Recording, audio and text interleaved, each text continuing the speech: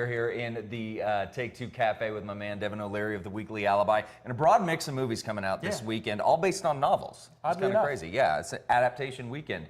First one up, though, a lot of people excited about this. In fact, one of our editors just left. Very excited about it, talking about The Maze Runner. Let's take a look.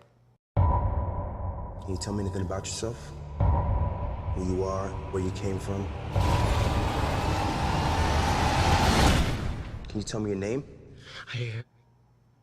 All right, so the big question, if you're a fan of the Divergence, the films like that, is this going to be up your alley, or is this kind of wide of the mark? Certainly what it's aiming for. Hollywood is in love with young adult novels, turning them into films.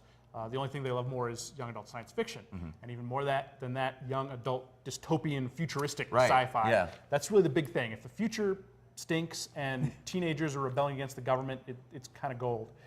This one has almost more of a fantasy feel to it, at least at the beginning. It's about a kid who wakes up with no memory at all in this giant killer maze full of monsters and sliding walls and all kinds of death traps. And he's there with a group of other young men, and their goal is to try and get out of this maze, and they're sort of being tested, and that's pretty much the bulk of the whole film. It's part of a trilogy. In fact, I think they did a prequel as well, so like 4 books now. So the goal, obviously, is to keep going with this. I think it's going to be a little bit of an uphill battle. This is after the summer, so the hype is not quite as big.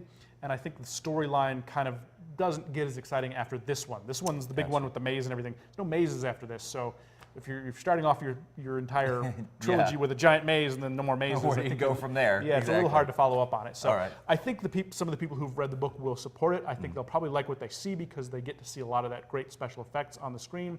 But if you're not already a fan of the series, I think it's going to fall off quickly. Okay, so another one that I'm excited about, Liam Neeson's got a movie coming out, but the one that I'm really excited about that I was not planning to be excited about, This Is Where I Leave You. Yes. Let's take a look. 3 months ago, I had a great job and a nice apartment, and I was in love with my wife. When? No. How long? A year. The first time. All right, so this one fitting a little bit more of the awards season, getting into that. What are we thinking about this film? Well, it's a fantastic cast, obviously. It's got Jane Fonda, Tina Fey, Jason Bateman. Really great cast of very, very funny people. It's based on a novel, of course, and the guy who wrote the novel also wrote the screenplay, so it's very accurate to what he wrote.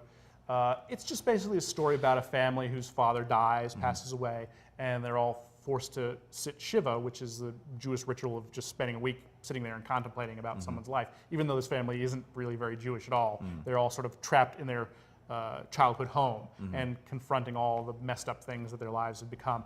It's a fairly standard dysfunctional family dramedy, definitely the kind of thing you've seen before, but the cast really elevates this. It's a fantastic cast. They're very, very funny. They do a great job, and there's some nice little drama woven throughout the storyline. Yeah, it seems like a very funny film, very diverse cast, an excellent cast. And again, of course, unfortunately we don't have time to talk about it, Walk Among the Tombstones. Just want to mention that, of course, Liam Neeson back in his butt-kicking form. That is opening this weekend as well. But for a full recap, you want to take your time, find out everything that is going on in theaters. You got to pick up one of these, The Weekly Alibi, on newsstands now. If you can't get to one of these on the newsstands, head over to thealibi.com. And as always, Devin D. O'Leary, thank you for coming in. We'll see you next Friday for more movies.